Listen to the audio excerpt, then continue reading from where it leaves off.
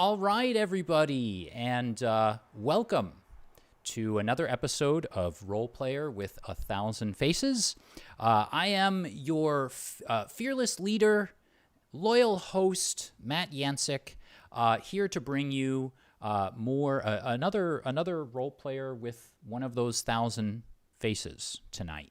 And I'm pretty excited about tonight's episode because it is not often that I actually get artists on the program.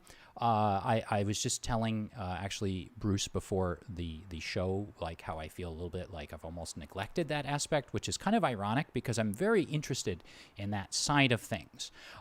So we're going to have him here on the show for you in just a moment. But before that, of course, I'm going to be a showman and tease other things that we have going on later on in the week. But this week is a very special one because, as some of you may know, those of you that keep it close to your heart, it is the 40th anniversary of Star Wars. This Wednesday, the 25th. A lot of people now think of it as May 4th because May the 4th be with you. But the actual birthday of Star Wars is May 25th, 1977. And in light of that, I've decided to run a Star Wars West End Games D6 adventure this week. I had been hoping to do it on Wednesday, which is of course the proper anniversary, but I am old. I get up early. I am tired, and so we decided to bump it to Friday. So I just wanted to tease a little upcoming actual play we have. So on Friday, May 27th, we're going to be running the Star Wars 45th Anniversary Role-Playing Adventure. We're very lucky to have a friend of the channel on, Walter John Williams, the science fiction author, who actually wrote a book set in the Star Wars universe, will be joining us as a player. I'm not intimidated by that at all. Actually, it's the opposite of that. I'm very nervous about that. But at any rate, enough of my tomfoolery. You certainly didn't come here for me.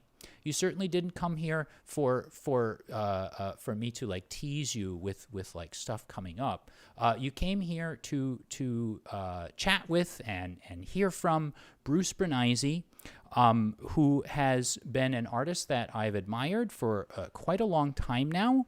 I'm not sure. People that know me kind of know a little bit about how I got back into role-playing after a long hiatus, and that was a few years ago, quite a few years ago, when Monte Cook Games put out Numenera. And, of course, I liked the game very, very much, and I was always a big follower of it.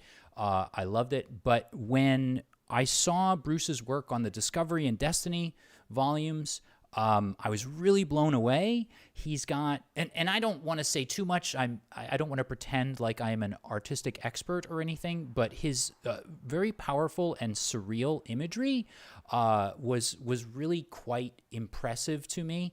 And it really, in a way, of course, Monte Cook's writing and the others folks who worked on the book really set kind of the bar for me, sort of like established in my imagination what the Ninth World looked like. But Bruce's work was really kind of cemented that sort of surreal look. And when I'm running my Numenera games, and again, people that know me know that it's my favorite setting and it's like my favorite system and I play it the most, I'm often envisioning Bruce's work and his settings when I play the game. So I'm a little, to be honest, I'm a little nervous to have him on because I don't know what to do with myself. But at any rate, enough of me. Let us talk to Bruce Brenneise.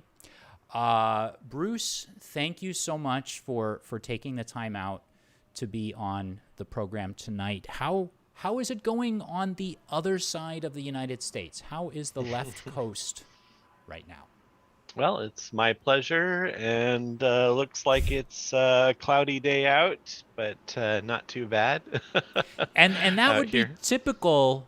From what I understand, you're in Seattle, right? So like a couple hours south now. Oh, okay. I used to be in Seattle until fairly recently, but yeah, pretty near there. And definitely part of the same microclimate. Right, right. Well, Bruce, again, thank you so much for coming on. My Let's pleasure. hop right in, and I just want to know, when did you? We talked a little bit beforehand, and you were saying you were kind of, when you were younger, you're kind of looking at the writing, kind of looking at the art work, and all of Hmm. that. When did you kind of? But maybe even before that, when did you find yourself interested and discover your love for Art, illustration, art sure. in general? Well, I mean, I think most artists you ask that, it's going to go all the way back into childhood. I think that's pretty much a commonality. My grandfather was actually a working illustrator, Harry Berg. He did a lot of sort of scientific illustration and children's books that talked about the wilderness and various animals, and actually giving a fairly frank reading of the life cycle of various animals, like talking about what kind of predators the animal might have, and terrible things that might happen to them. So it's pretty interesting take. It might not do so well in the children's market today, but I guess back then. Yeah, So, slightly from different from world. from the get-go, I knew that art was a possible career. And as a kid, I mean, I was interested in storytelling, so both the writing part of that, the telling part of that, and the showing part of that through visual art as well. And actually, like, my earliest art was really focused on maps more Mm. than illustrations. I was just all through grade school and high school, even, I was just doing maps on the backs of my math worksheets and in the margins, and whenever I got bored with what the teacher got a bit of ADHD kind of symptomology, Right. I guess. So zoning out was a regular occurrence, and maps were what I tended to occupy myself with while zoning out. Why do you think it was that maps were the thing that sort of preoccupied your time? Why not, say, doing portraits or doing superheroes, or what was it about maps? I mean, to hear my parents tell it, maps were like literally the first recognizable things I started doing. So it has to go way, way back at some point that I can't even remember. Mm. I was already, drawing maps of the zoo or whatever. Hmm. I must have just really enjoyed that aspect of diagramming um, a place, and the world building aspects, I Mm. think, were something that hooked me pretty early on. I realized that I could tell stories um, through the maps and develop the stories and figure out a lot about, okay, why is this thing happening, because of the places. Excuse me. And just representing aspects of stories through mapping. And now, you had also told me before the stream that a lot of people at the time had been expecting you to go into writing. Um, were they kind of like dueling interests, or did you sort of use them together, or was one more dominant than the other? It's hard to say that one was really more dominant. I mean, they were very much dueling interests all through school. I mean, I was doing a lot of creative writing Mm. type things all through, and poetry, and Mm. really enjoyed that aspect. In fact, all the way up through college, I ended up going to University of Michigan for art. And at the time, the decision was really, okay, art or English. And Mm. well, the GPA requirement for getting into the art school was just a little bit lower. And while I could have tried to shoot for the English degree instead, getting in via art seemed the surer thing. And if I decided I didn't like it as much, transferring within the school would probably be an easier undertaking than possibly shooting and missing on getting in at all. So that's just kind of the direction it took. But then when I was there, I was also taking a lot of creative writing classes and things of that nature. And one of my professors, one of my most beloved professors, actually, even said that I was one of maybe three students he'd had in like 30 some years of teaching that he could see potentially going on to becoming a working author, a published author. So, it was clearly still a skill that I was doing well with and building even through then. And so what's interesting though is that now this was when you were at school, and I guess when I say school, I'm using the term loosely, but what I'm really referring to is I guess your post, like after high school, going for, I believe you said it's your MFA in scientific illustration or BFA. BFA. Right. I'm Yeah, sorry. BFA. That's right. So ain't never been much for no book learning. Sorry. So when you're going for your BFA, you went for scientific illustration, which seems a little specific to me. Is that because of your father's influence or I'm sorry, your grandfather's influence, or was that? I mean, that was based on what was available, because like a lot of other colleges over the past however many years, their art school had trended more towards abstract types of things and postmodernism and modernism and that kind of thing. And they had some professional track programs when I got there, graphic design, industrial design, and scientific illustration being examples. But they were actually in the process of deconstructing that and completely changing how their program worked and really aiming it more at the fine art market, I feel like. So I was the last year that had that option even, and looking at the options available. The natural world has always been an interest of mine. Obviously there's the connection to scientific illustration through my grandfather, and I knew that even if what I really wanted to aim for was more science fiction and fantasy, um, but I would need to build some serious drawing skills and painting skills, and scientific illustration seemed like by far the best way to do that. Ultimately, if you want to draw a convincing dragon, for example, well, you need to know how to study and observe lizards and dinosaur fossils and things like that, and how to extrapolate and how to render them very realistically. So all of those skills are things that are built in scientific illustration. Now, I think you had said that at the time the school had, and correct me if I'm wrong, it had been emphasizing the more abstract. It was already emphasizing, and then like basically the year after mine, they completely washed away the professional programs and replaced it with, well, technically you've still got some of the same professors working there, but the overall program was much more geared towards abstract stuff, or performance, or this or that.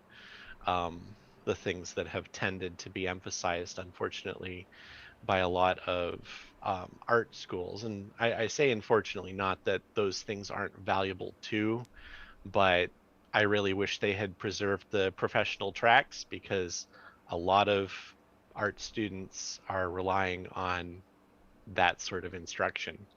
So It's I think it was a mistake. it's just kind of interesting, and again, like I am definitely no expert on art. I had like a brief kind of like flirtation with it through like middle and high school, and all of my teachers used to get very frustrated with me because all I was kind of interested in doing was illustration, and they would illustration, like very specific sorts of illustration. Like obviously, when you look at a guy like me, you can probably guess that I grew up on a lot of comic books and a lot of like stuff from like like the production design type stuff, and concept art from like Star Wars and things like that. And my teachers were getting kind of frustrated with me because I wouldn't kind of go back at all. Do you find now is there something from abstract art that perhaps you find use for in your art today, or feel like helped you at all? or do you I think feel so. the Yeah, and that's why I say that it's not without value, mm, and in some ways I feel like the abstract conceptual stuff and the commercial illustration stuff actually work better when you have both skill sets working in combination. But you kind of do need both to do the kinds yeah, of things that I want to do. Like you need to be able to observe and represent realism, but also developing the ability to unfocus away from what already exists and creating something entirely new definitely benefits from some abstract art training as well. mm, So I definitely like I drew something from both, and I think that when uh, artists sort of like hate on the opposite end of the spectrum, it's a bit of a pity because both ends of that spectrum would benefit from learning from each other mm. ultimately. And can you tell us a little bit, and maybe this is a naively simple question, but a little bit about the process of learning illustration, learning art, learning design when you're in a school? Are you taking classes where they say, okay, now this is anatomy, this is product design, this is composition? How does that actually work, and how does the process kind of I uh, mean that is kind of how it works.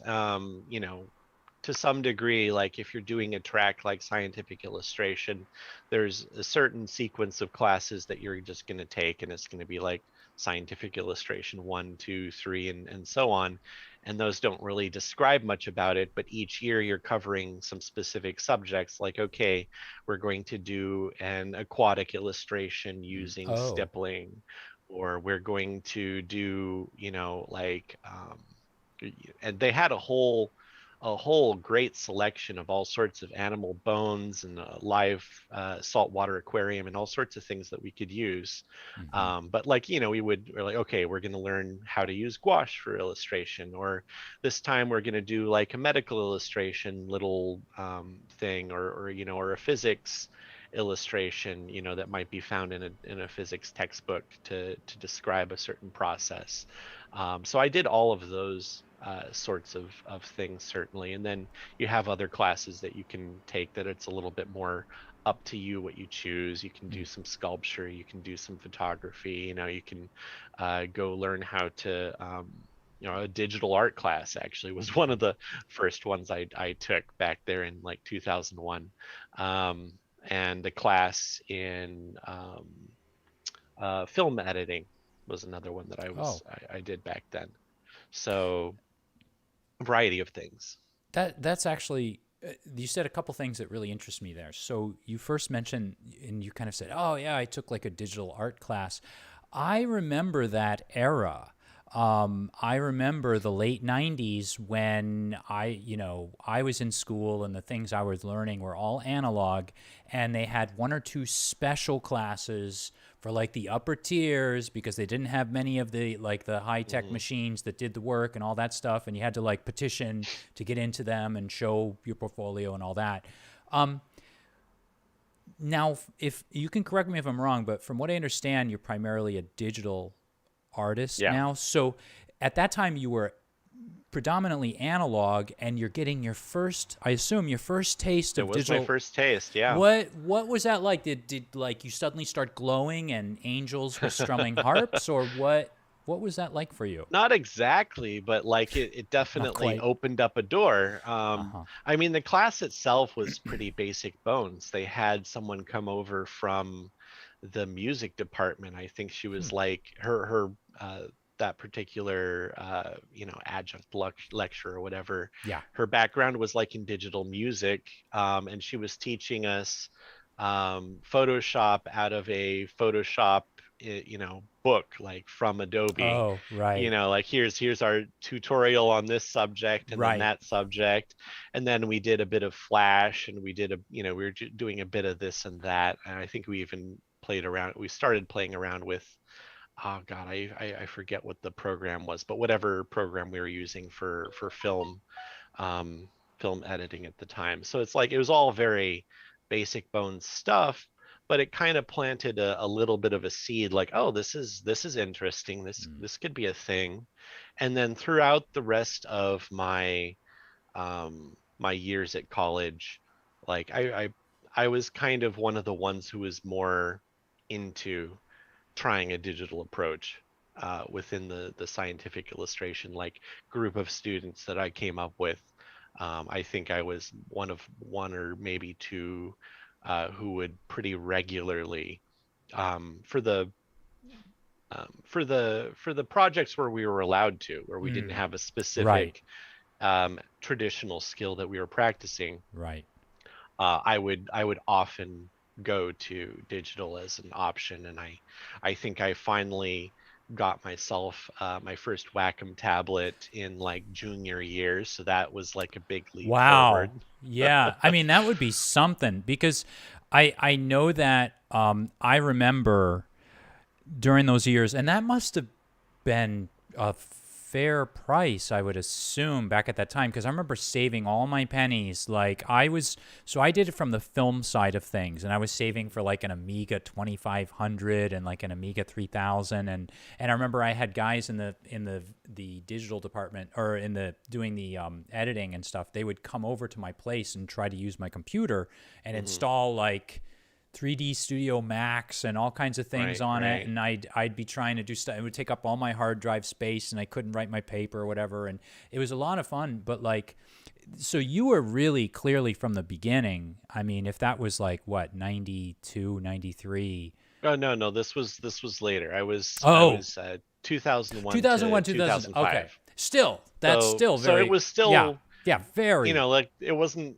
quite as quite as early as you were thinking, but yeah, it's still early enough that yeah. it really hadn't become the focus of things yet. It was still like off to the side somewhere, and people were thinking, oh well, yeah, you could use that, but why would you? Yeah, I was going to ask, what was the general prevailing attitude toward digital artists at the time? Like, and like, I guess, what was that like? Would people kind of look down their nose at you, or were you like, Not really. I think people looked at it as a little bit of a curiosity. mm, I think in terms of like the effects that you could get with, in terms of drawing and painting, it still didn't look quite as nice as the results you could get with like colored pencil or gouache or pen and ink, maybe. So it was like, okay, this might be the wave of something, but mm, like the wave hasn't quite gotten here yet. So it's still kind of experimenting and seeing what's possible with it.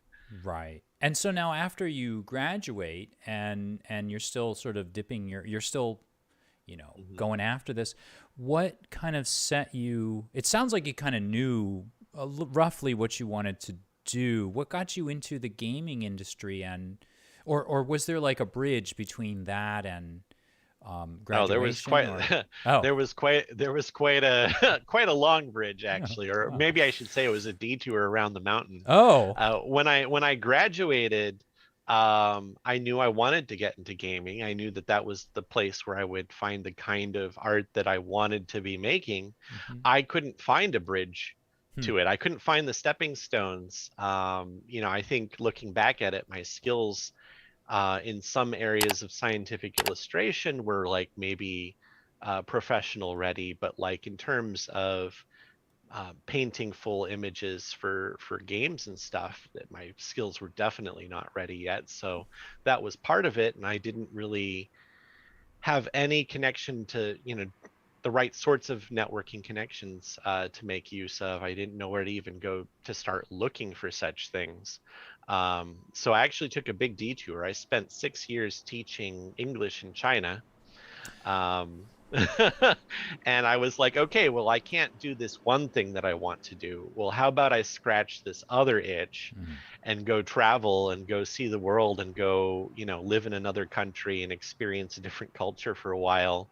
And I mean, I did a lot of different things there, but not a whole lot of art. I was more focused on photography. I was part of a little failed attempt at starting um, like a travelogue magazine, hmm, written and produced by expats in China. hmm, I traveled to a whole bunch of countries and got a whole lot of inspiration for things that I'm now working on, and it was, a huge part of who I am as an artist now. But it was also a huge sidetrack for a bit there, and so Right. it was quite a while later that I was like, okay, now the stepping stones are coming into being. There are, I think, I would say around 2010-ish was when there started being some really influential blogs about professional art and professional illustration. Muddy Colors, Gurney Journey.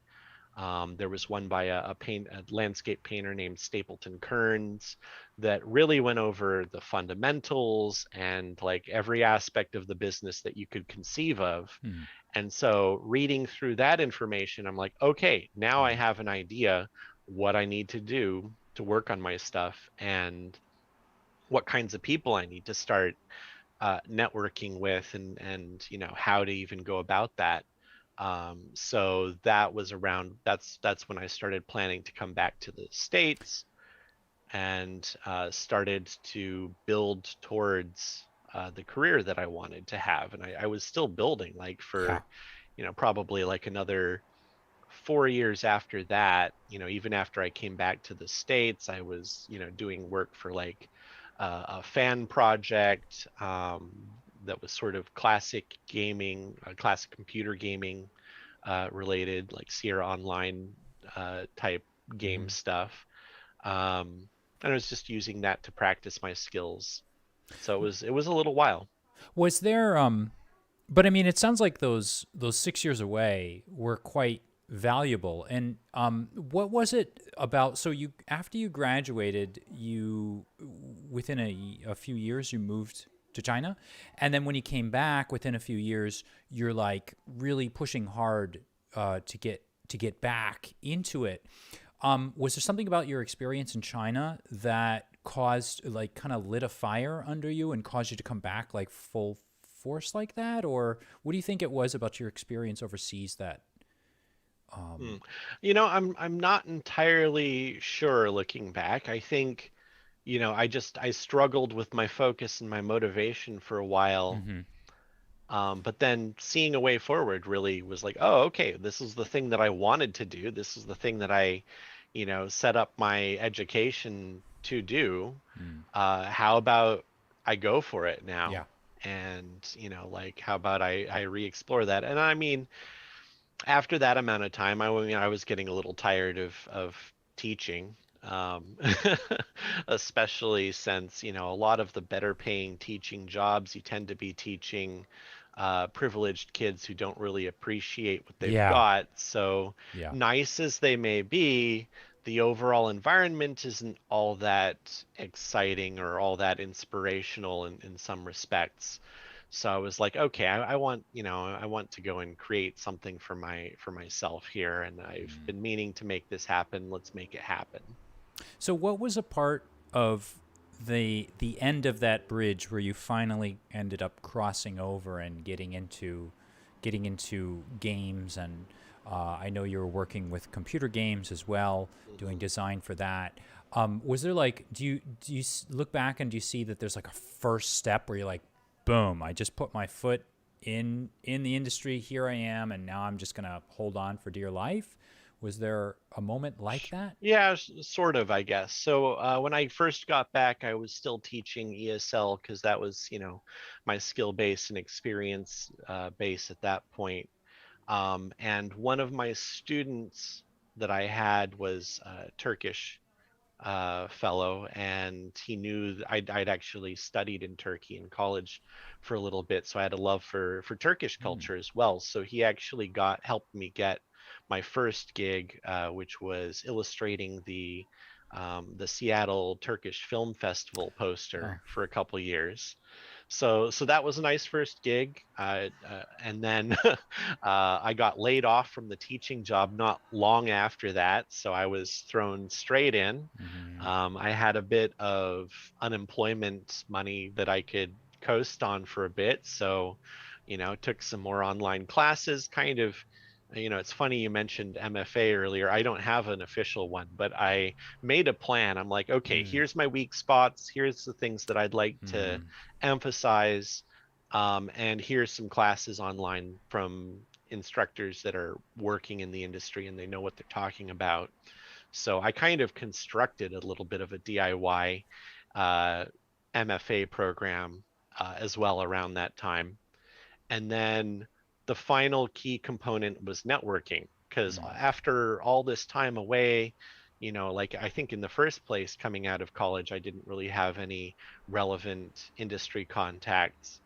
Now you can imagine like 6, then like basically 8 years later, Yeah. um, I really didn't have any Yeah. industry contacts. And I kind of, I had like most of a year of just like failure to make connection with anyone because I was Mm. just emailing this place, that place, Right. responding to every online, job advert that seemed even remotely related, and Right. and none of it worked out.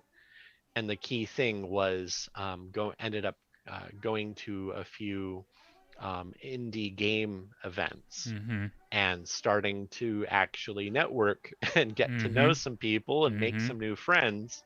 And almost immediately, I started getting some game jobs because I've been working on my skills all this time. And it's, like one way I've seen it described is it's a bit like a combination lock where you can get one part of it very right, but if you don't have the others, it's not opening. And as it turned out, networking was the last thing that needed to fall into place. Um, so I was at one of those events, and a well-regarded working artist I happened to be chatting up, and she had a gig that she couldn't do, Mm. Oh. and she recommended me to them. And the next day, I had my first game industry illustration gig. So that fell into place, and then I went to a few more things, and I met a guy named Nate Taylor, Mm-hmm. who's done a lot of stuff in the gaming industry. He'd be an interesting one to interview sometime, by the way. But he recommended me to Loan Shark Games for their Ninth World um, game that they were doing. They were licensing it from Monte Cook Oh. Games. And then about half a year after I started doing that, I ran into Bruce Cordell Mm-hmm. at a convention, and we were chatting, and I was like, "Oh, what do you do?" It's like, "Well, eh. turns out you guys have been Eh. seeing my art already because it's been coming down the pipeline via this licensor." And he was like, "Oh, okay. Well, I'll put you in touch with our art director, Bear Whiter." And the Mm. next day he did. And the next week, or like 1 or 2 weeks later, I met Bear at a Mm-hmm. convention that happened to be in his neighborhood, and kind of the rest is history. So that was my entrance into Numenera, um, which was really a fantastic fit. Yeah, I mean, it feels like it's so you. This kind of leads into my next question. So you bill yourself as an illustrator of landscapes and environments. Can you kind of? I mean, to me, that seems very specific to someone not outside Hmm. the industry, outside the art world. But it seems kind of specific. Can you explain that a little bit? And can you tell me maybe a little bit about what it is about landscapes and environments that I assume that's your passion, That is my is it not? passion. Yeah. I think it probably makes a lot more sense when you realize that landscapes are just maps turned on their side. There you go. So all of the same things apply, right? It's still finding narrative through the building of a landscape, a place, Mm, right? So you can tell so much from a good landscape about what is the geology of this place, what is the environment like, what kinds of remnants of people or sentient sapient civilizations are around, like, it's a lot of the same indicators that you can get from a map. So I think that's really the key there. As for why I bill and brand myself so specifically, you know, honestly, I enjoy a lot of other types of things. Painting uh, a lot of other sorts of things. I go and do figure drawing and stuff like that.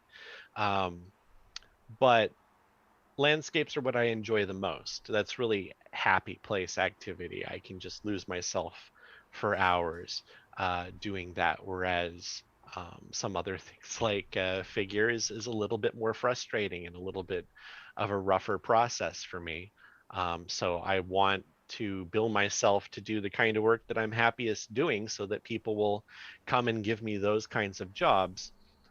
Also, I mean, while you can make it in this industry as a jack of all trades type, it's just much easier to break in if you have a concise brand. Mm. Not only do the clients have an easier time like identifying, okay, this is the problem we have, this is the person who can solve it, and they can see in your portfolio, okay, consistent work in a type Right. of thing that we need. So we know that we're getting, we hire this guy for this type of thing, we're gonna get it, right? Yeah. Whereas, if you're like, oh, well, I'm just good at overall painting this or that, well, maybe like we don't see it consistently in your portfolio, right? And Right. so the job passes to someone else. Also, as probably was kind of clear from my little story just earlier, part of success is the recommendations of your peers, right? And it makes it easier for them to remember and recommend you if you have a concise type of thing that you do. And you can be like, aha, this thing just crossed my plate. It's totally not my wheelhouse, Right. but I can think of like, two or three people that I can recommend to the client. And then that creates kind of a win-win-win situation for everyone involved if you're able to make a appropriate recommendation to send them towards. The client's happy, and they, like if they have something that's more appropriate for you down the line, they might, come back to you for it, right? Right. And so a lot of my career success is down to the kindness of my friends in the industry who are fellow artists. And like Nate, for example, he's not that into landscapes, so when weird uh, Numenera landscapes came up from one of his clients, he found someone who was a better fit for that to recommend it, and it Mm. made all the difference to my career. Mm.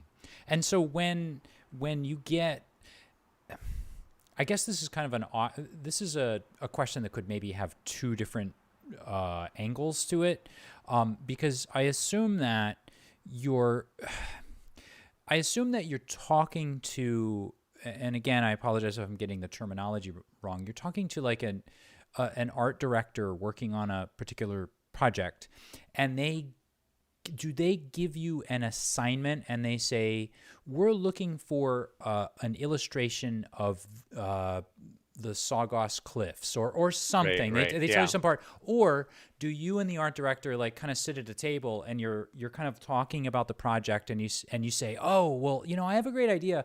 I could do a cool illustration where we do this or that. Is there, I guess there's some sort of, is there a back and How forth does that that? way, or is there an Yeah. order that comes down, or? The answer is there's less back and forth in a lot of cases than you're probably imagining there is. Oh.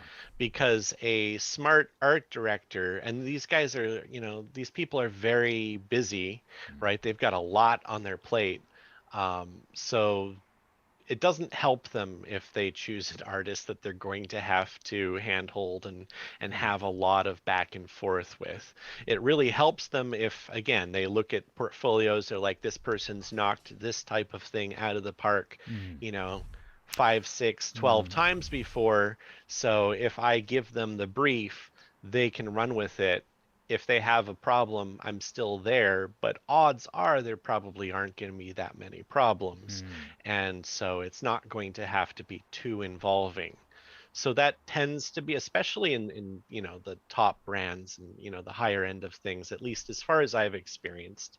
The advertising world may be a completely different Mm. ball game as far as that type of like design by committee type stuff. But Mm. like the types of people that I work with Yeah. in Wizards of the Coast or Monte Cook or Orbit Books or whatnot tend to be the sort who are like, okay, we're picking the expert here Yeah. and we're going to let you get to it. Um, as far as the kind of brief I receive, it really depends so much on the project. Some projects have to have like so much stuff spelled out. Like, you know, Uh-huh. it's a big brand like Wizards of the Coast and you're doing a cover for them or something. They probably have a fairly concrete idea of what kind of thing they want. They're like, okay, can you have like these, you know, 6 things on the cover and one of them is coming towards us, you know, like the Spelljammer cover Mm-hmm. that I Yeah. did. They were pretty specific, and a lot of Magic and D&D work tends to be pretty specific. On the other end of the spectrum, we've got my Numenera Mm. briefs. Uh, the entire brief tends to be give us another Bruce Brenneise landscape. Mm. That's what I get from Bear, and he trusts me to get on with it. And it's funny because when I first started working with them, having done the work with Lone Shark, where they were like, okay, here are some unillustrated places like the face of Gan. Can you bring them to life? Mm. When I started working directly with Numenera, they're like, okay, we want to show some places that we haven't talked about before. Just give us a weird landscape. And that was it. So, do you find that to be liberating? Does that terrify you? Does that excite you? Uh, do you feel like now I can leave my mark? What do you when you get a brief like It's that? Are you the like, answer is D, all of the oh, above. okay, I mean, blue sky work is scary, so you have to set yourself some ground rules to narrow the field and figure that out. And that's really when that happens, it's like, okay, now I'm a concept artist and an illustrator. right? So I have to do the concept art part, and a lot of that might be like writing down ideas and being like, okay, this time they want 4 pieces.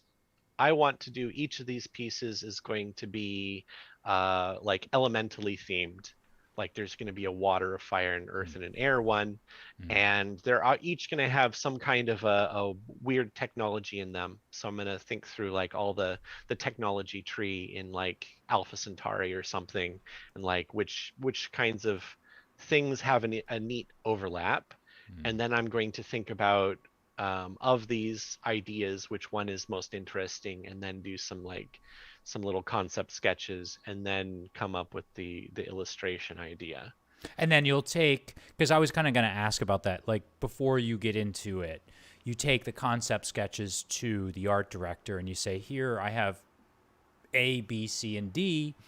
What are we thinking with this? And maybe, Yeah, exactly. Yeah, and they'll okay, be like, okay, we like A, B, and C, or you know what have you. right, So you know, typically for like a lot of those Numenera ones, I might give them like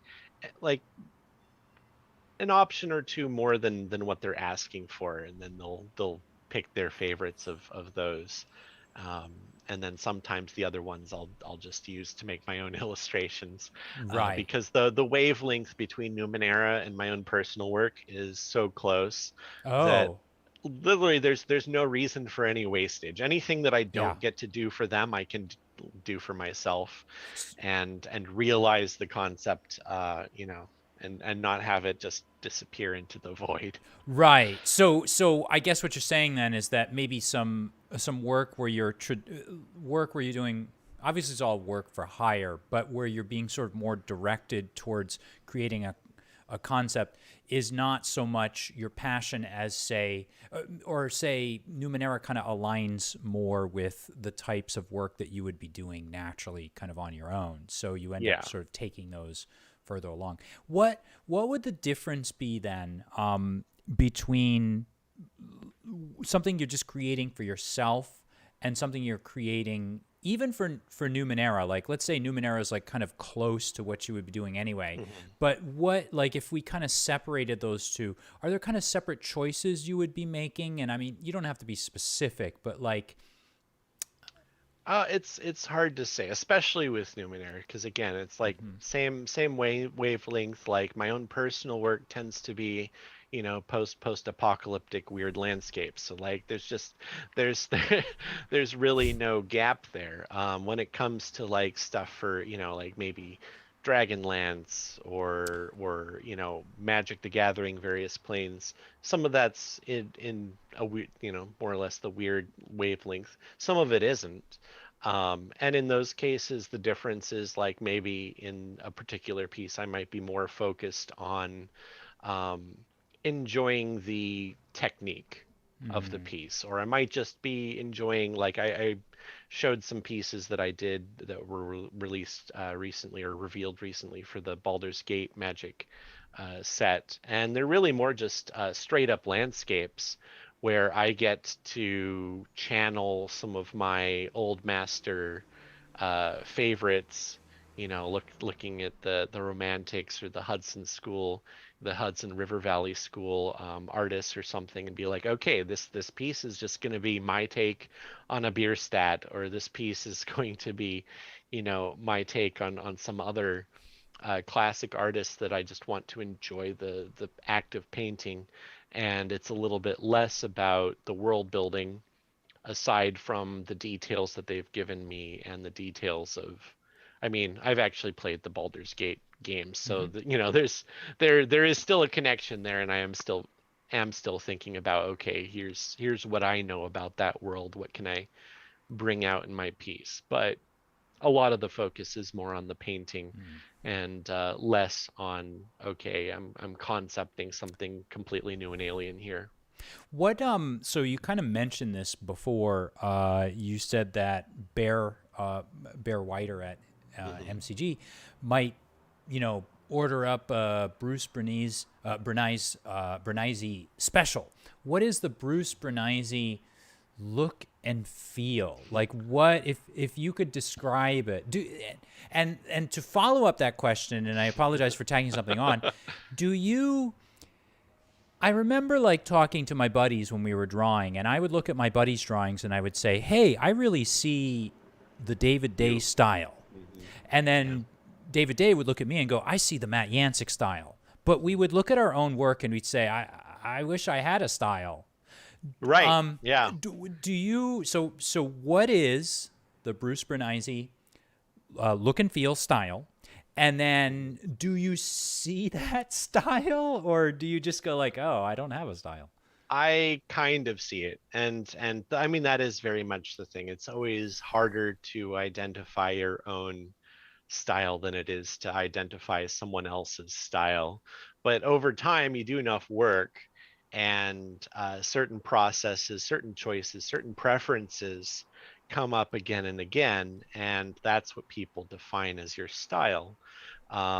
When people describe my work, the words that I usually hear are things like vibrant colors, Mm, epic or atmospheric, like mm, a big sense of scale in a lot of pieces, otherworldly or alien or weird tends to come up a lot.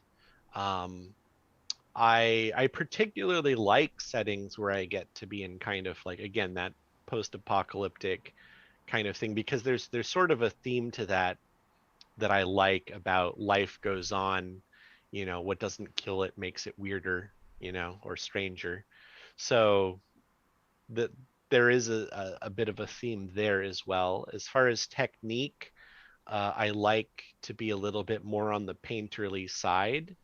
I don't necessarily want to err on the side of like totally photographic, a lot of work that relies, and I don't really shun any particular tools, but like a lot of work that's like trying to use 3D or photo assets to just be absolutely as photoreal as they can, uh, isn't really the process that appeals to me. I want it to feel like there is the hand of the artist mm, in the piece. Like you can see that I've done some little bravura marks here and there, and I mean I enjoy when those work out well. If they don't work out well, it tends to become mush. Um, but at the end of the day, I like that kind of look and feel. So that's probably a part of it as well. At this point, I have a lot of like, particular favorite Photoshop brushes and things that pop up again and again. So, you know, people might not be able to point them out specifically, but they would probably recognize the combination, what it adds up to. mm-hmm.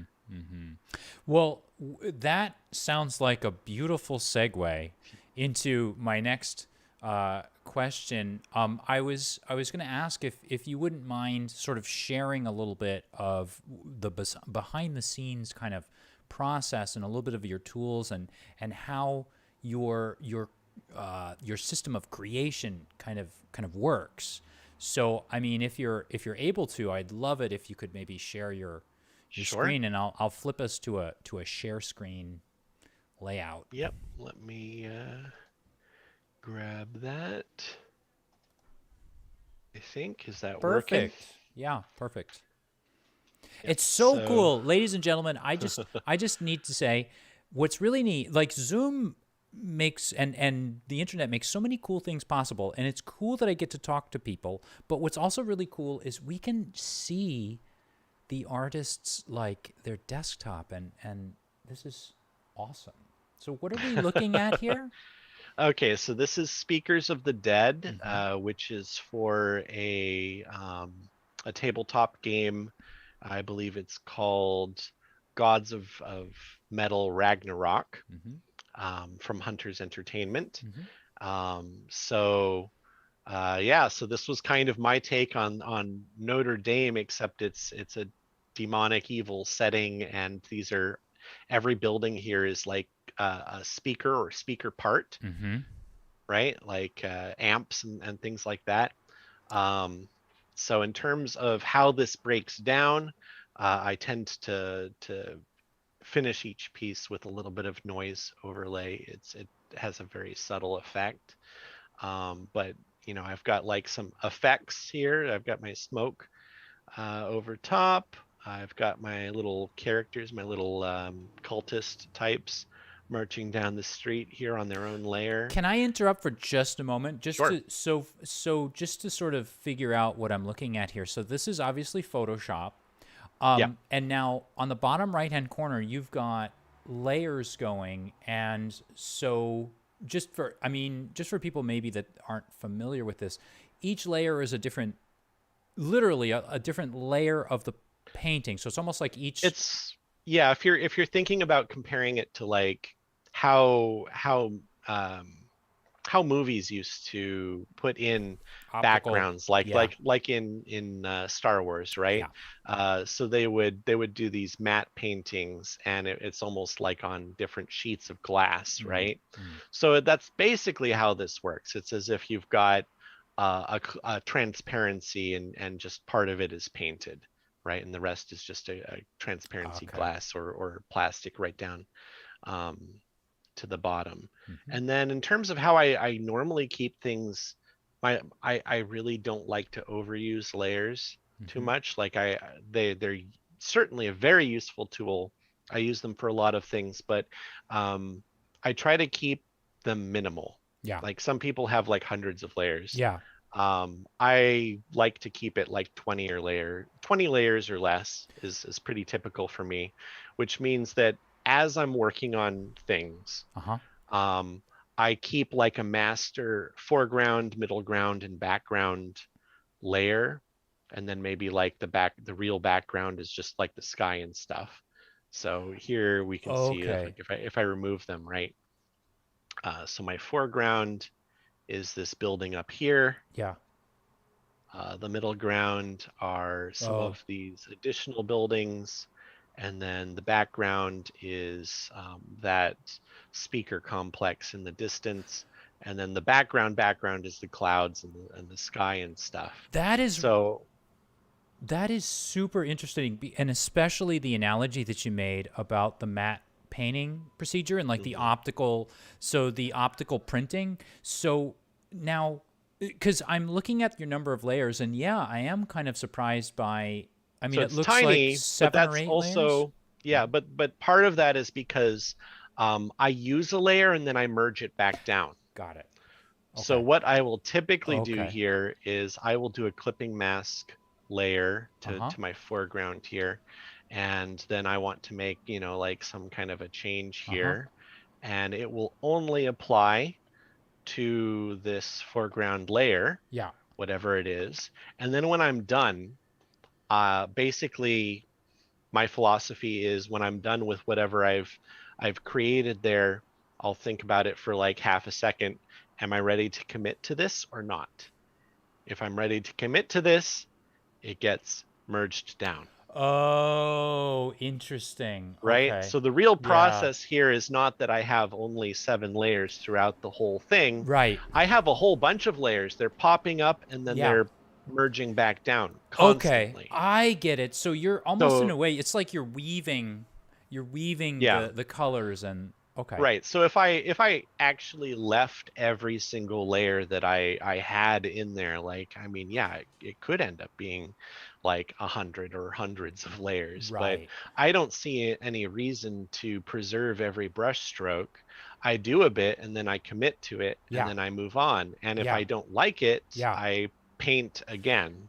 Oh. And that might end up causing me a little bit of pain or trouble down the line at some Mm-hmm. point, but I feel like as an art philosophy, um, it's going to lead me to being a little bit bolder and a little bit more confident about my work, and confident in the ability that anything that I mess up, I can fix Yeah. and I can just repaint it if I need to. Like Right. I am capable of that.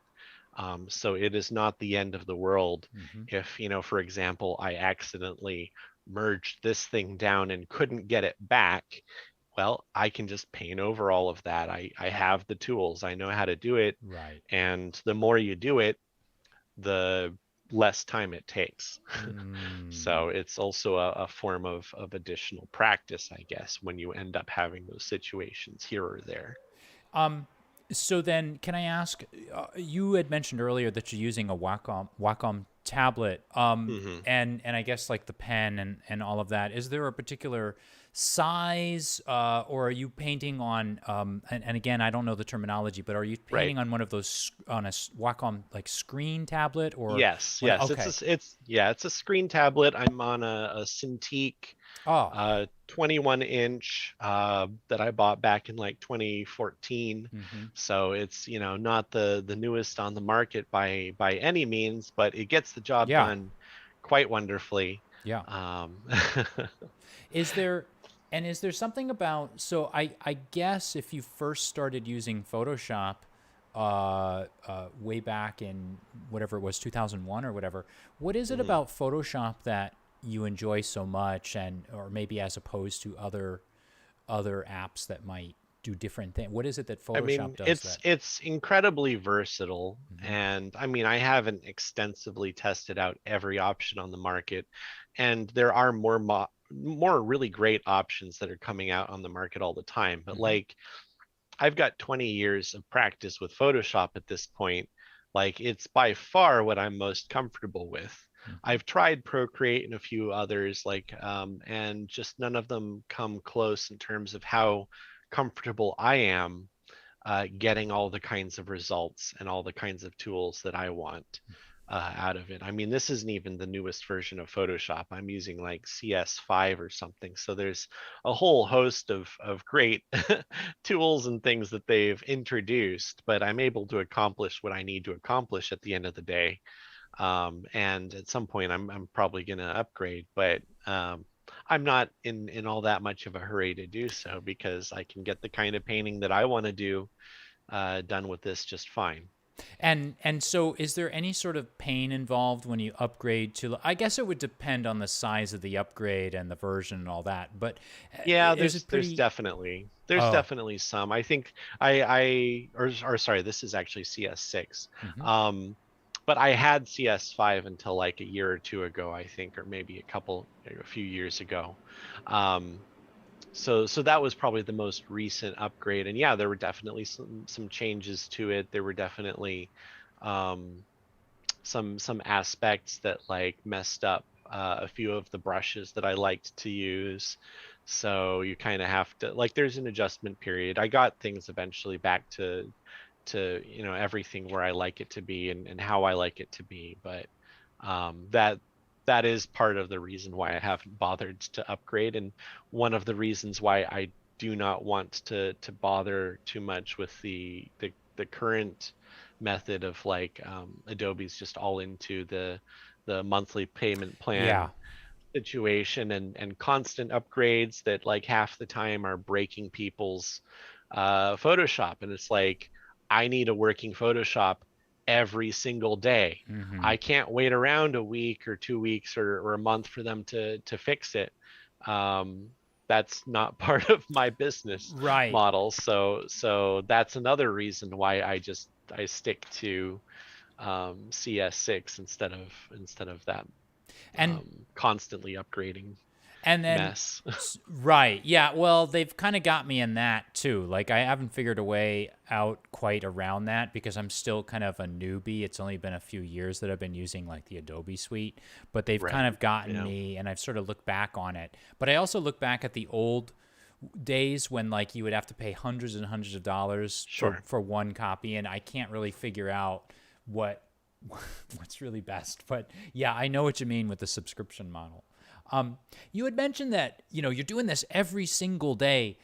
Do you keep yourself on some sort of a schedule where you say, okay, I'm going to get up at 8 and I'll be at my tablet by 9 and I'm going to work until noon, get some lunch, or do you have a different sort of? I'm pretty terrible with schedules, but my ideal schedule is probably awake around noonish, and spend the day with my family, or doing some business tasks here or there, that kind of thing. Bit of social media. After my 3-year-old goes to bed around like 9 or 10, then it's go time. Mm, And so painting time, and I mean, I take breaks. It's not right. solid through, but basically like 10 p.m. to 4 a.m. is really my ideal time to be working. I've had a couple doses of caffeine through the day, Yeah. which seems to, I guess you could say it's a bit of ADHD self-medicating. Another form of self-medicating would be putting on my headphones and some music, and the combination of the caffeine and the music and the lack of other distractions every 20 minutes or less is what's necessary for me to get the work done, Mm. And basically.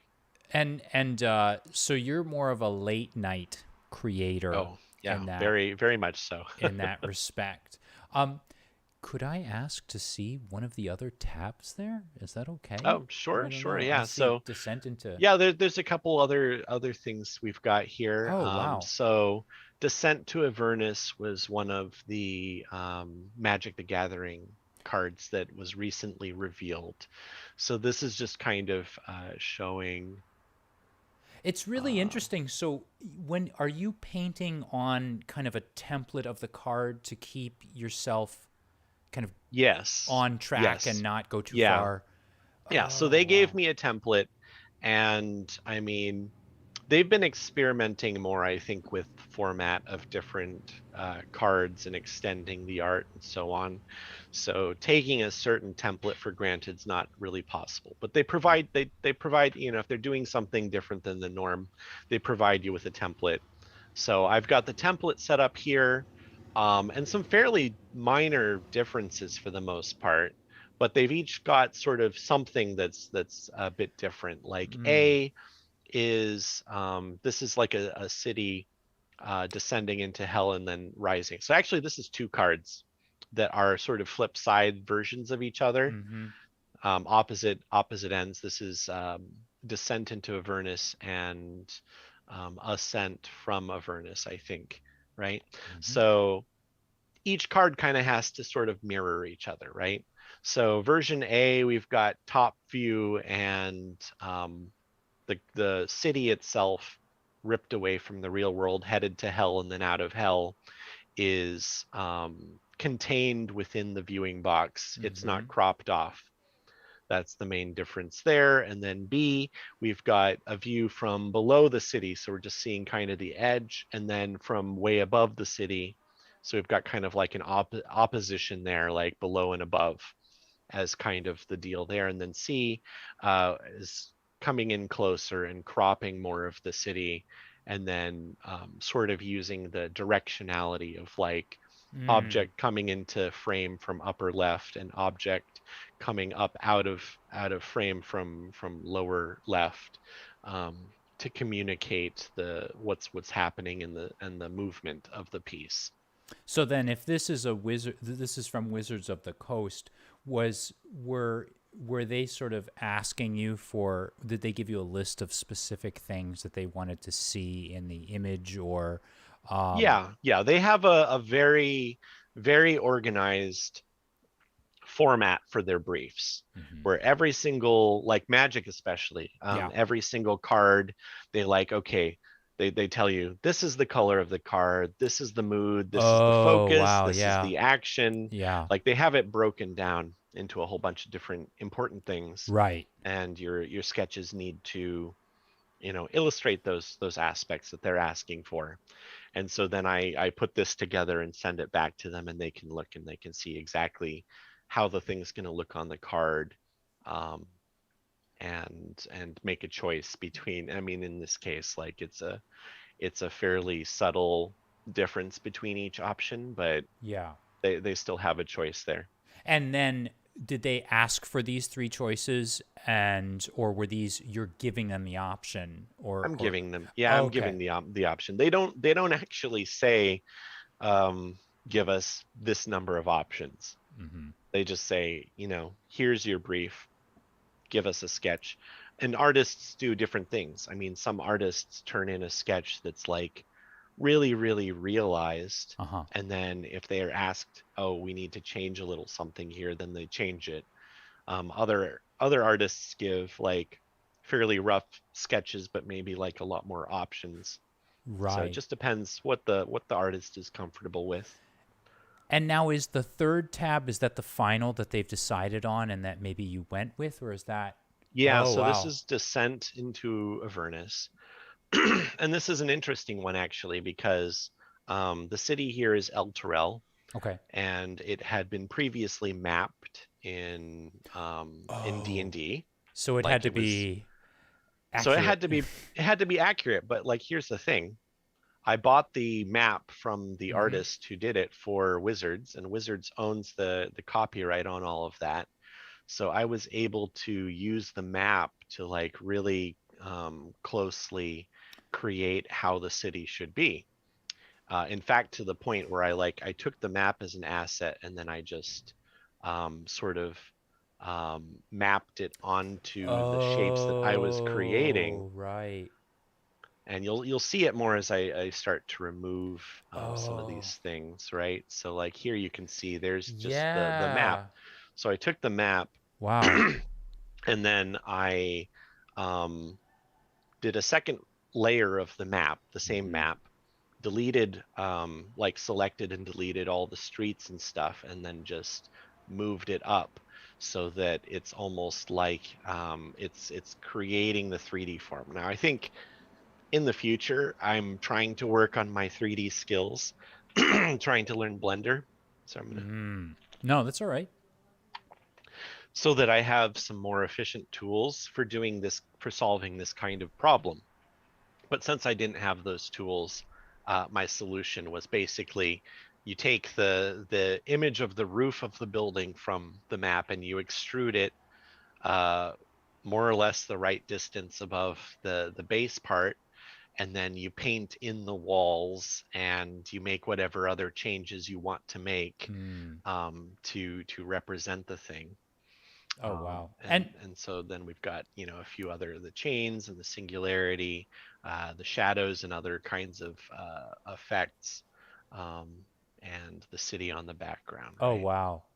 And now what's really interesting to me is that you're saying very quickly and easily these terms that I'll hear a term once and I'll think, okay, I want to do that in After Effects. How do I do that? And I'll YouTube it. I'll go on YouTube and I'll search for hours, and then I'll watch for hours, and then I'll build something so slowly and carefully over like 3 days, and it doesn't look 1/1 millionth as like cool as this. When you are learning these, I I, I guess, is the differences between versions in Photoshop so great that you feel that you need to learn new things, or are they subtle improvements on things that you've kind of been learning and doing over, your career?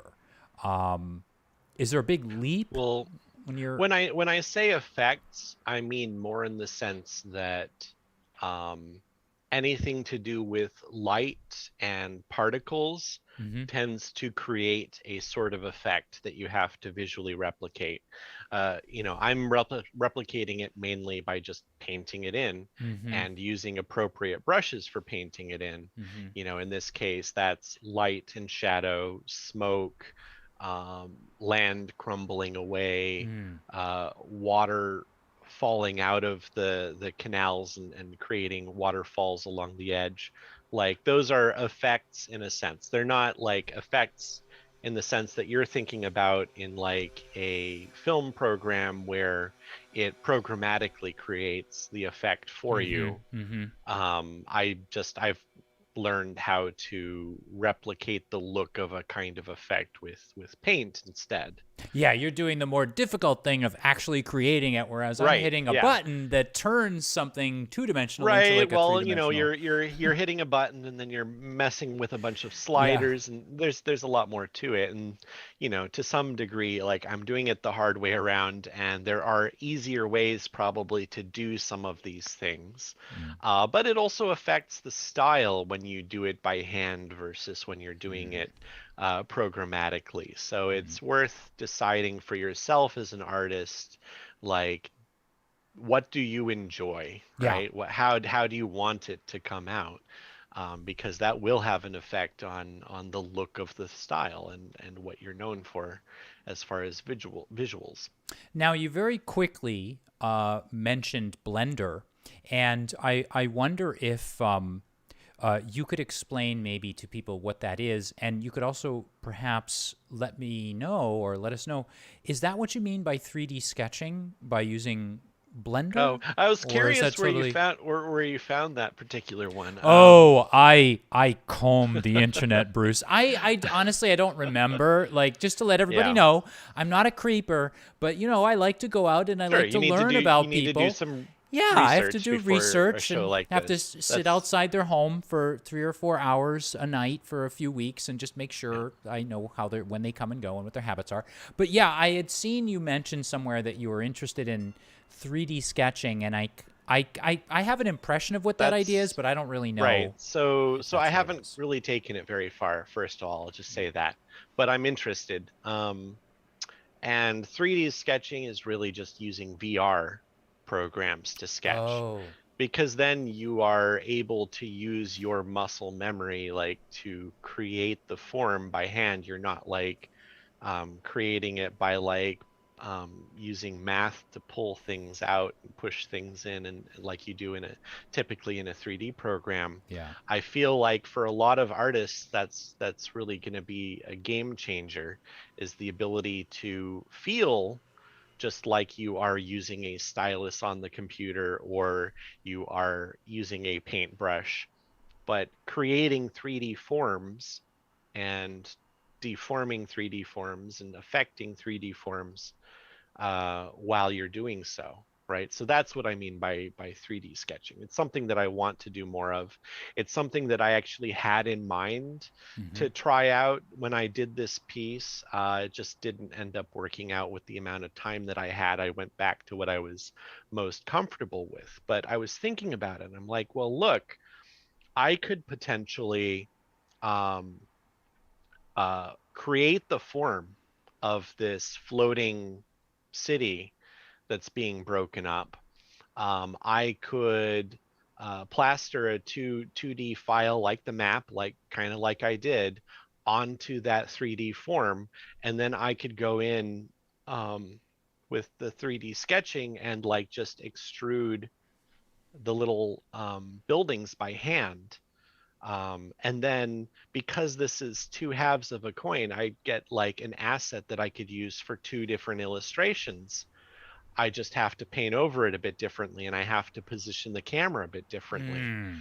So, with the right kind of expertise and a little bit more comfort level with it than I had, like that could be an incredibly powerful Mm. way to solve this particular problem. Yeah, and so just to rewind because I want to make sure I understand what you're saying. This is something because I've seen.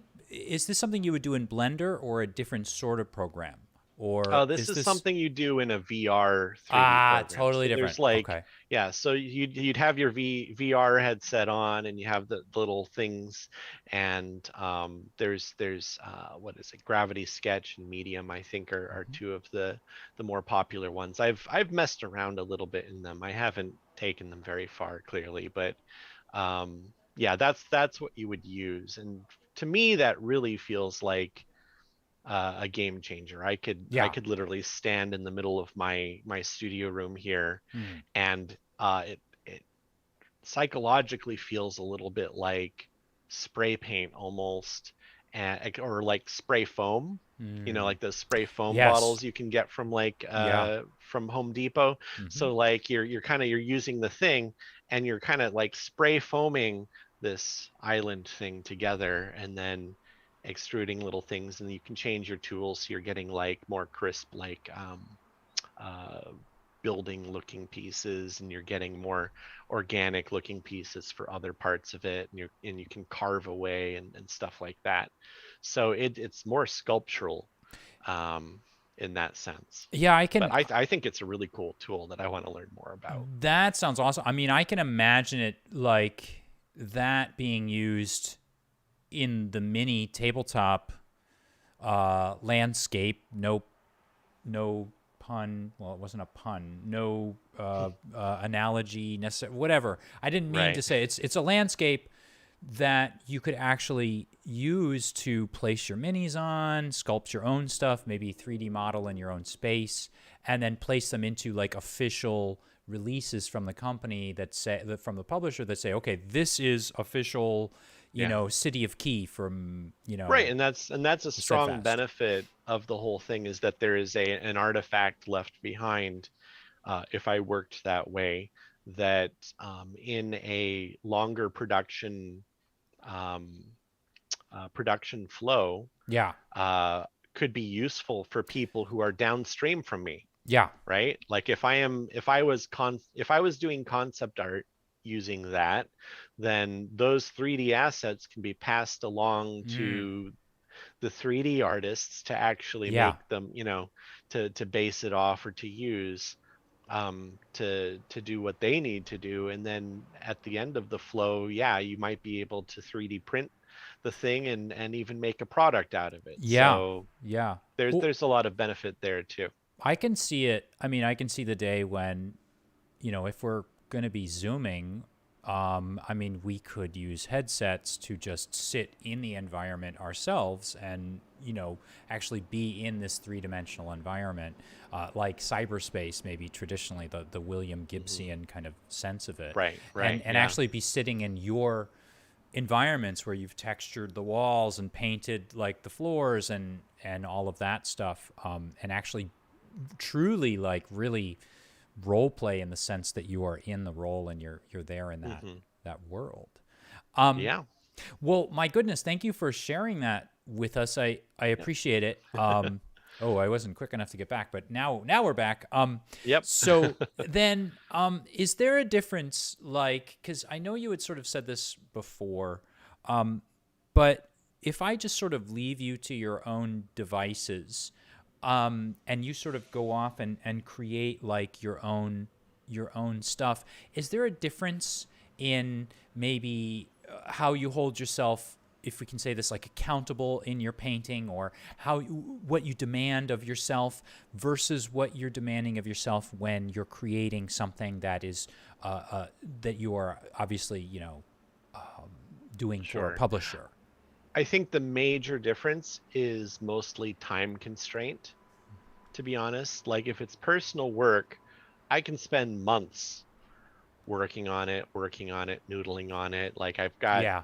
other pieces for clients and stuff that I'm working on, Mm. in between each session. But like that tends to be what happens, right? It's going to be quite a lot of time to like really sit on it and let the piece germinate as far as it's absolutely possible to do so. And I think that that does result in some of the best pieces I've ever made as a result. Publishers and clients are under time constraints that are much, much tighter than that. So the reality is you are going to have to, like, you know, cut some corners, and you're going to have to get the results that you can get best you can in the amount of time that you have. And you know, it may not be all that it could have been if you'd had like half a year to work on it. Yeah. But you know, no one's going to wait around half a year to you know, so that you can get an award-winning piece, when a 2-week piece is perfectly fine for what they actually need. And is there anything just in general? So now, over the years, you've been working and creating professionally, and I assume, like, over time, you've gotten better at creating for, let's just say, I guess, on demand. Is there something that you think has made, and I think a lot of people sometimes knock that, and they say, oh, well, people are like becoming factories, they're just sort of putting stuff out. But I think people don't think enough about the sort of forced development of artistry, and like the changes and evolutions in your style, and the idea of like trying something in a different way. Like, so many people get settled and comfortable into doing something kind of like what you're saying, like, I can work on this for 15 years and it'll be my masterpiece. But when you're told to work on something for 2 weeks, like you said, you have to get creative and inventive in different ways. Have you learned something from, are there a few things you've learned from having to produce work on demand that you might not have learned had you just sort of been left? I mean, it's definitely the case. I mean, this piece that I was showing just now is an example, right? Like, I had to find a quick solution. I couldn't, like, literally just paint out and invent every single building there. You know, I had to be, you know, thinking creatively, okay, there's already reference of this place. How can I use that reference most efficiently to get to where I can, you know, paint in the environment the way that I want it to be painted? So yeah, finding good reference is a big part of that. Finding creative ways to use reference, like using them as the texture of the object directly, like you can kind of like map it in perspective in the scene. I think ways of working more efficiently, like I said, about how I keep the layers kind of organized like that, where I'm just working on the foreground, or I'm just working on the background. That kind of efficiency, definitely. So yeah, I think there's you know, necessity creates a lot of inspiration, right? So I think it's had a big impact and a good impact. And yeah, I know that people tend to, people of the fine art persuasion tend to look down on the commercial as degrading the art somehow. I really don't think so. I think yeah, there's a forced evolution aspect, but it's still bringing something out of you that is you. Yeah. It's a problem that you are solving in your way. Yes. And really interesting things come out of that. Yeah, I agree. And I what's funny is it's really weird. I can't remember where I heard this story, but someone once was telling me when I was growing up, like in the 80s and 90s, there was a car painting company that would, like, they used to come on the TV and say things like, we'll paint any car for like $100. And people used to say, I remember, where did this story come from? They would say, well, what kind of a car are you going to get painted for $100? And what they kind of failed to see was the fact that these were people that would do like 30 cars in a day. And so maybe at the first there was a little bit of trouble, but after painting 30 cars a day for like 2 years, there were some people that got really, really good from all of that practice. And there would be like a finish on it, and there would be like a beautiful, like, you know, it would be Right. smooth Yeah. and painted in just the right spots. They didn't miss anything. They knew how to get in there, how to protect it from, like, seal it from rust and all these other things that they discovered from doing this, supposedly menial, repetitive kind of Right. job. And it was a really kind of eye opener to me, and it made me, really think about, like, just like I said, like the evolution of somebody when you're forced Yeah. into a certain shaped box in order to sort of make something Yeah. work. Mileage plus an analytical mindset can really take you a long way. I mean, yes, if you went in and just did all of those things without actively thinking about it, you're just acting as a robot. You're not going to get any, too much out of it in the long term. Mm. If you're able to think about it analytically and also have some directorial influence on how your muscle memory is shaping up during that time, yeah, you're going to accomplish a lot. You're going to be capable of some amazing things on the other end of that.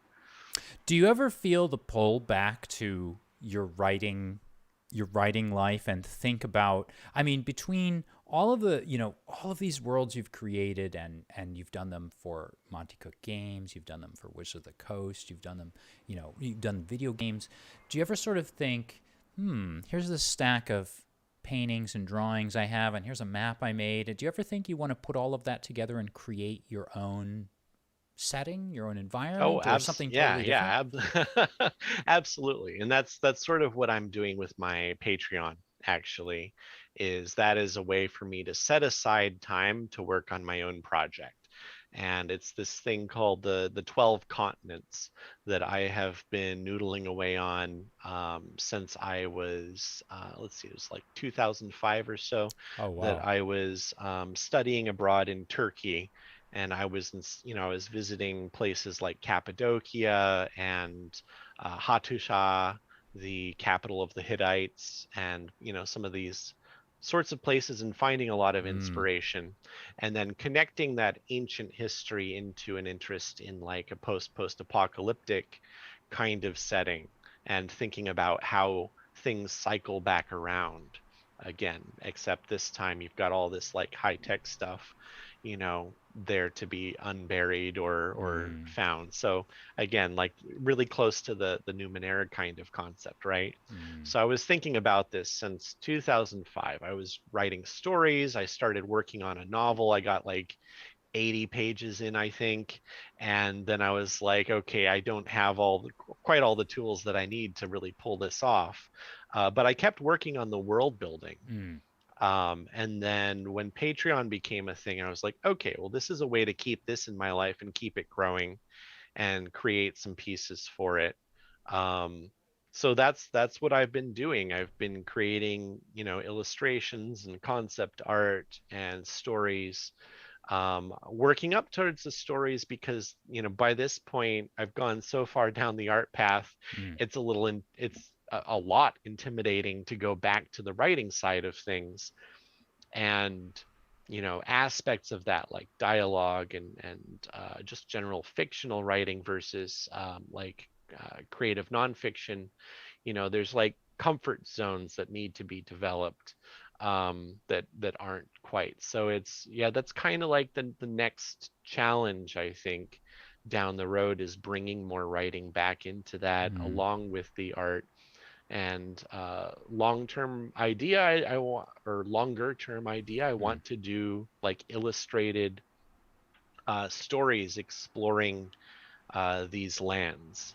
And with 12 continents, I've given myself plenty of space. Yeah. I can explore whatever I want to explore in that. So I've actually done a few at this point, and they've been some of my most successful pieces, Mm. actually. So I'm pretty proud of how that's going. It's been a little slow balancing it against conventions and against all my freelance clients, but I've been keeping the seed alive. Yes. Um, And that's actually, this sort of blends into something I was going to ask next. It's silly to ask this an hour and a half into an interview, but do you play games? I do play games. I Oh, mean, okay. I don't play a whole lot of tabletop, I Yeah. would have to say. I've played like a one shot and like a short campaign in D&D. I've never gotten a chance to play Numenera yet, so one of these days. But I have a long history with classic computer games, Mm. especially. Like, big fan of Sierra Online games, like Yes. Quest for Glory and King's Quest and all of that. Lucas Arts, Yes. Ultima. Yes. I think Ultima Underworld's probably one of my favorite games, and these games definitely come in and influence my art and this kind of stories that I want to tell as well. What So it's still very much with me. what was it about Ultima that really? Because I was a Might and Magic guy, but I had a friend Yeah, that was an played some of Ultima those too. guy, and I had another friend that was a Wizardry guy, and we used to argue endlessly about which one was kind of better, and because they're very different. But what was it about the Ultima game, or games, because there were a Yeah. series of them, that appealed to you? I feel like the world building is particularly Yeah. good with Ultima. Like, if I compare it to Might and Magic, always felt a little bit like grabbing all of your toys and having the sci-fi and the fantasy guys all fighting each other a little Yeah. bit.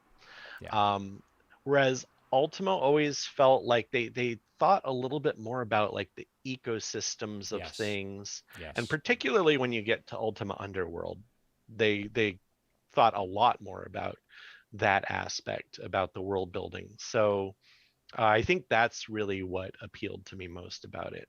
Yeah, I always felt a slightly like a little like an underdog for liking Might and Magic because I kind of sensed that, to be honest, myself. I Hmm. think there was something about the methodical approach of Might and Magic that I liked. I used to have this giant Oh, then it's grid a really on the cool. wall, Yeah, and it's it was excellent. mapped But the whole place out. But I know exactly what you're saying because I remember yeah. watching my buddies playing Ultima or Wizardry or whatever, and it didn't, for whatever reason, it didn't click with me. It clicked with them. But I feel like Hmm. as I've gotten older, I've been more attracted and thinking more and more about going back to explore those games. And, Yeah.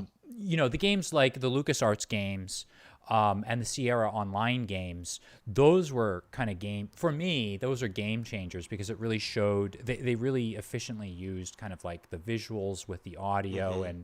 And LucasArts in particular had that scum system, I think, where you had to Right. choose words at the bottom and that would make a Yeah. combination. Yeah. And you could, The parser system. Yeah. yes, yes.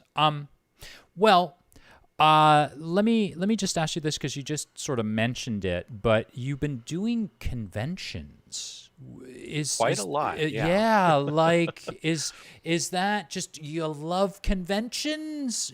I know you love to travel because you've been to like Yeah. 487 countries and all of that, or 34, I think it was at least. Yep. Yep. Is it an excuse to travel? Is it no? You want to go for the convention? You want to meet people? What's the appeal with the Well, conventions? I enjoy the travel. Mm, Doing a convention is very exhausting, though. mm, So if I didn't feel like it was a major component of my business, I probably wouldn't be doing so much of it. I mean, first of all, it's good business. It's a mm. lot of independent income. I don't have to rely on a client Oh, deciding that they want to hire me. I know yeah. that, okay, a certain number of times of year I've got a convention and I'm going to make about this much money or even more every time I go to one of those things. It's a lot of fun actually meeting people, meeting the fans, like meeting people who've interacted with my work and enjoy it. Their reactions to it and to getting to meet me is like, Mm, it's really amazing. Unimaginable some years back to think that people would have that much of a reaction. So it's delightful. Um, and a lot of networking. I mean, I get to hang out with a lot of other people in the industry, art directors and fellow artists, mm, and continue to build those relationships. And those relationships then feed back into my career and get me more jobs. So, mm, I mean, I met Bear Whiter, I met Bruce Cordell at conventions. So, like, the defining breakthrough of my career mm. happened because of them. Yeah. Is there a particular work that you look back on, or maybe even something that you're you're creating now, is there something you're, or even it's an event or something you've accomplished that you're particularly like proud of, or you feel was maybe a turning point, or even a small point in your life that just it just resonates with you? Is there anything you can? Yeah, the Frankenstein reimagined pieces that I did, and those are set in my post-apocalyptic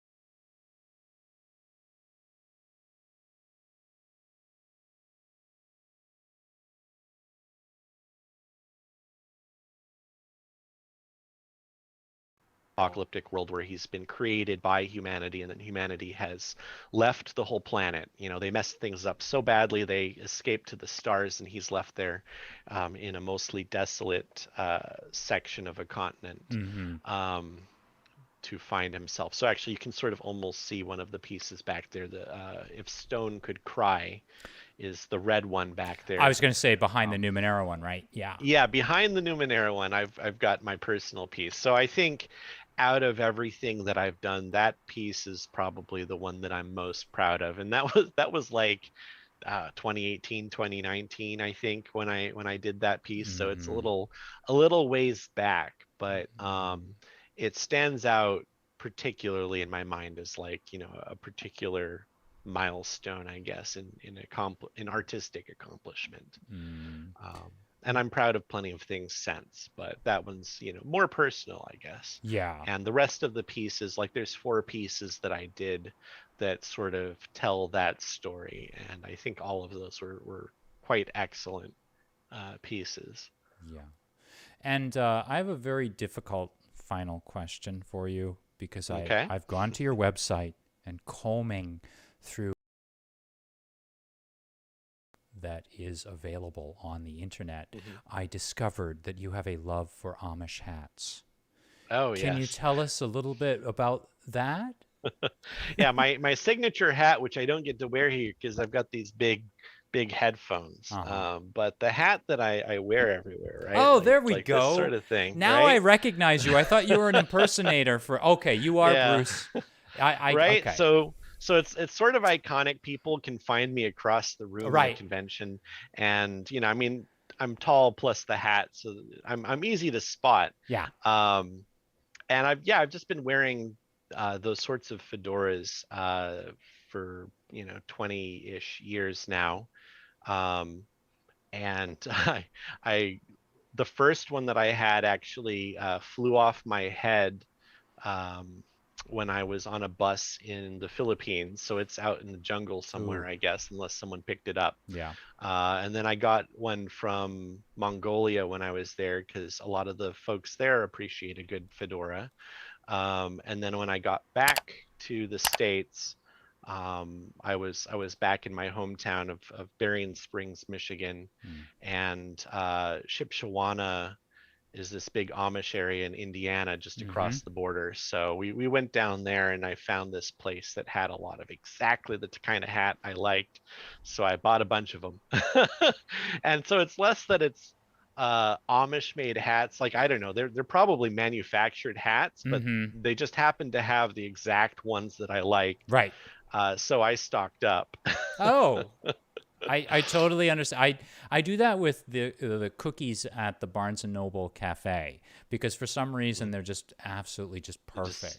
Exactly. So you find just the right thing and you're like, okay, I got to grab them all because, you know, who knows, like if I'm going to have a reliable supply. There may be, you know, one day it's baby food, baby formula. The next day it's Amish hats. You don't know. Right.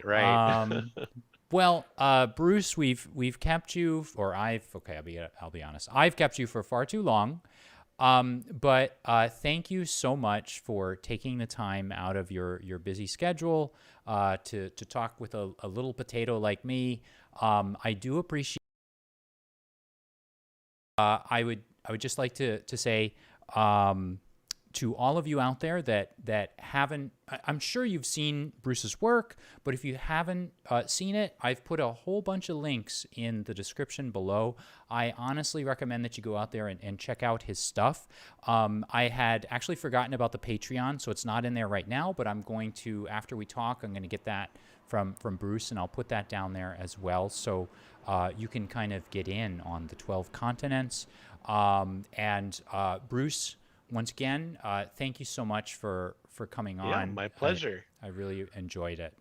And so, to all of you out there in YouTube land, just to let you know, I'll be back this Friday on May 27th. Once again, we're going to be running a Star Wars D6